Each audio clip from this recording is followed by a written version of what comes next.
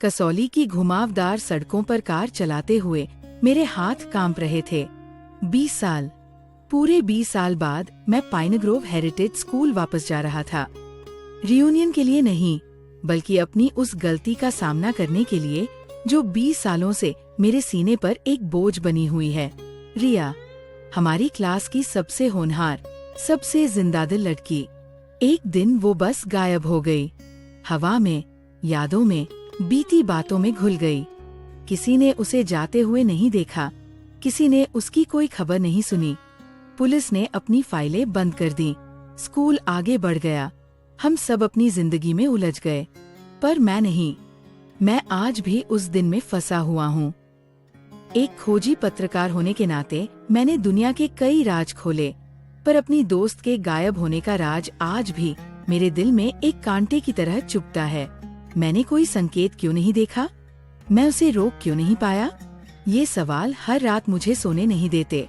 आज रात शायद इन सवालों के जवाब न मिलें, पर मैं उन दीवारों को छूना चाहता हूँ जहाँ आखिरी बार उसकी हंसी गूंजी थी।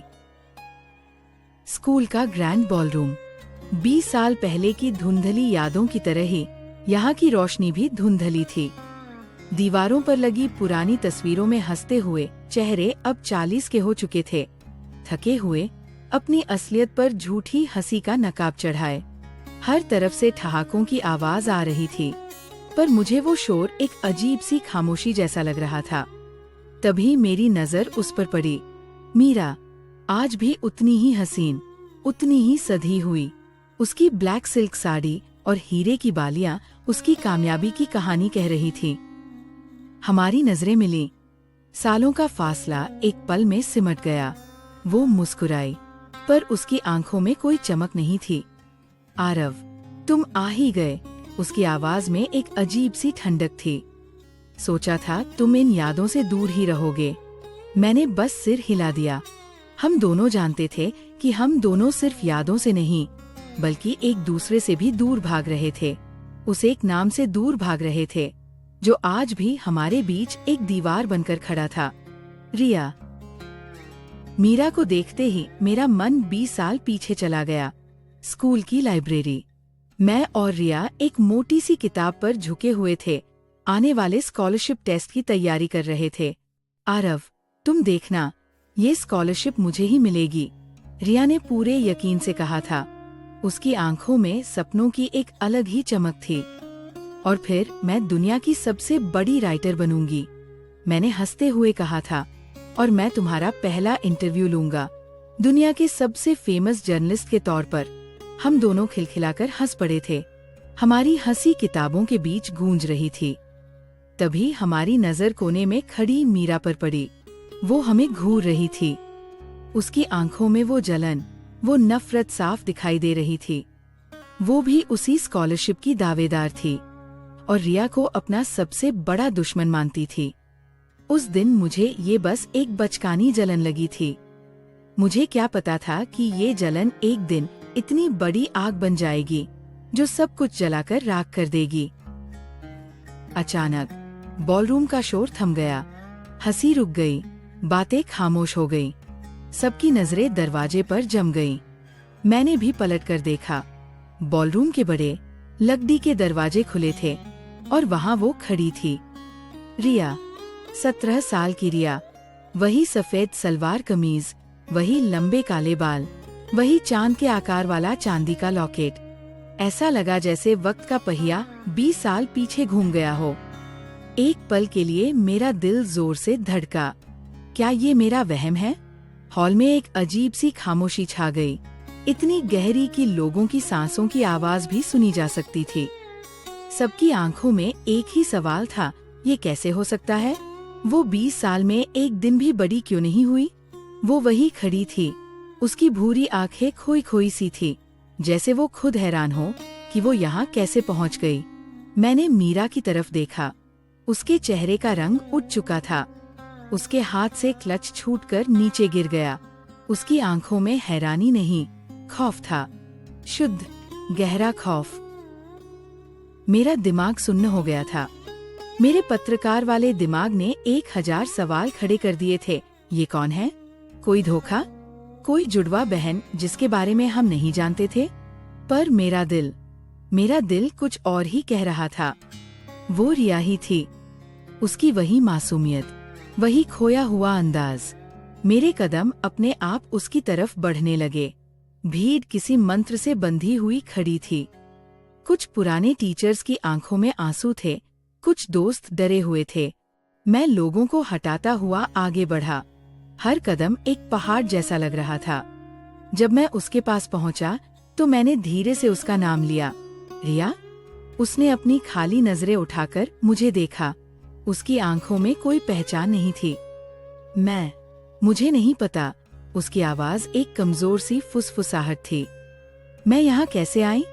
तभी भीड़ में से कोई चिल्लाया, ये एक चमत्कार है। रिया वापस आ गई। पर जब मैंने दोबारा मीरा की तरफ देखा, वो वहाँ नहीं थी। वो इस चमत्कार से जितनी दूर हो सके उतनी दूर भाग गई थी। मैंने मीरा को स्कूल के बगीचे में एक पुराने बेंच पर बैठे हुए पाया। रात की ठंडी हवा चल रही थी, लेकिन उसके माथे पर पसीने की बूंदें थी। वो तेजी से सांस ले रही थी। मीरा, वो कौन है? मैंने सीधे पूछा। उसने चौंक कर मेरी तरफ देखा, जैसे वो चाहती थी कि मैं उसे यहाँ न ढूंढूं। कोई धोखेबाज है, आरव। कोई घटिया मजाक कर रहा है, उसने गुस्से से कहा, पर उसकी आवाज कांप रही थी। तुमने उसका चेहरा नहीं देखा? उसकी आंखें, वो लॉकेट। मैंने जोर देकर कहा, लॉकेट कोई भी बनवा सकता है, और चेहरे मिल जाते हैं। वो उठ खड़ी हुई। 20 साल हो गए हैं, आरव। जो मर गए वो वापस नहीं आते। इस बात को मान लो और सबको समझाओ कि ये बस एक नाटक है। उसका डर अब गुस्से में बदल रहा था। वो चाहती थी कि ये सब जल्द से जल्द खत्म हो जाए। वो चाहती थी कि रिया का भूत, जो आज वापस आया था, फिर से उसी अंधेरे में दफन हो जाए जहाँ से वो निकला था। पर उसकी इस बेचैनी ने मेरे शक को और गहरा कर दिया था। वो सच से नहीं, किसी और चीज से डर रही थी। कुछ पुराने दोस्तों की मदद से हम उस लड़की को प्रिंसिपल के पुराने शांत ऑफिस में ले आए। वो एक कुर्सी पर चुपचाप बैठी थी, अपनी उंगलियों से उस चांदी के लॉकेट को सहला रही थी। मैंने उसके सामने एक गिलास पानी रखा। क्या तुम्हें कुछ याद है? तुम्हारा नाम? मैंने नरमी से पूछा।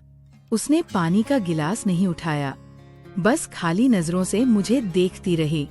सब धुंधला है, उसने बहुत देर बाद कहा। मुझे बस एक अंधेरी जगह याद है, और पानी की आवाज। फिर आँख खुली तो मैं स्कूल के गेट पर थी। उसकी आवाज में कोई बनावट नहीं लग रही थी। वो सच में डरी हुई और उलझन में थी। वो लॉकेट, ये तुम्हारे पास हमेशा से था, मैंने कहा, ये देखने के लिए कि उसे कुछ याद आता है या नहीं। उसने लॉकेट को मुट्ठी में भींच लिया। हाँ, ये मेरा है। बस यही एक चीज है जो मुझे अपनी लग रही है। उसकी बातें मेरे दिमाग को और उलझा रही थी। अगर ये एक नाटक था, तो ये लड़की एक बेहतरीन अदाकारा थी। और अगर ये सच था, तो रिया के साथ 20 सालों में क्या हुआ, ये सोचना भी डरावना था। रिया के वो शब्द एक अंधेरी जगह और पानी की आवाज मेरे कानों में गूंज रहे थे। अचानक मेरे दिमाग में एक भूली हुई तस्वीर कौंधी। 20 साल पुरानी, वो दिन जब रिया गायब हुई थी।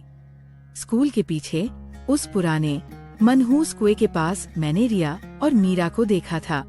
वो दोनों बहुत गुस्से में बहस कर रही थी। मीरा का चेहरा गुस्से से लाल था और रिया की आंखों में आंसू थे। मैं कुछ दूर खड़ा था, अपने दोस्तों के साथ। मैंने सोचा कि ये उनकी रोज की लड़ाई है। मैंने सोचा कि मुझे उनके बीच में नहीं पड़ना चाहिए। मैं वहाँ से पलट गया, ये सोचकर कि वो खुद ही सब सुलझा लेंगी। ये मेरी जिंदगी की सबसे बड़ी भूल थी। वो आखिरी बार था जब मैंने रिया को जिंदा देखा था।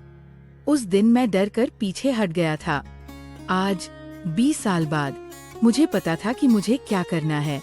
मुझे उस कुएं के पास वापस जाना होगा। मुझे उस सच को खोजना होगा जिससे मैं 20 साल तक भागता रहा। रियूनियन का शोर पीछे छूट गया था। मैं स्कूल की उस पुरानी लाइब्रेरी में था जिसे सालों से बंद रखा गया था। हवा में धूल और पुरानी किताबों की एक अजीब सी महक थी। मेरे फोन की टॉर्च ही रोशनी का एकमात्र जरिया थी। मुझे याद था, रिया अपनी पर्सनल डायरी यही कहीं छुपाती थी।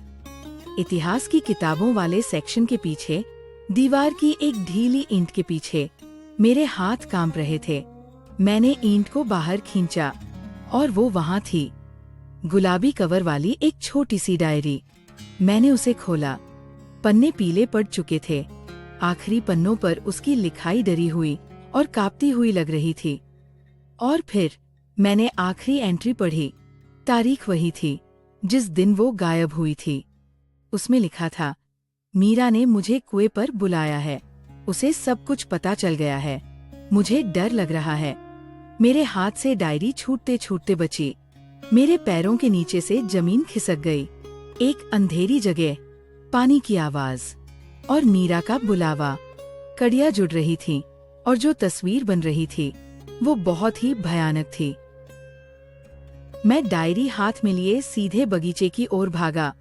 मीरा वही थी, उस पुराने कुएं के पास खड़ी, अंधेरे में घूर रही थी, जैसे वो खुद किसी जवाब का इंतजार कर रही हो। उसे सब कुछ पता चल गया था। उसे क्या पता चल गया था, मीरा? मैंने कांपती आवाज में पूछा और डायरी उसके सामने कर दी। डायरी देखते ही उसकी आंखों में बचा खुचा संयम भी टूट गया। वो फूट फूट कर रोने लगी। वो स्कॉलरशिप मैंने धोखे से जीती थी, उसने रोते हुए कहा।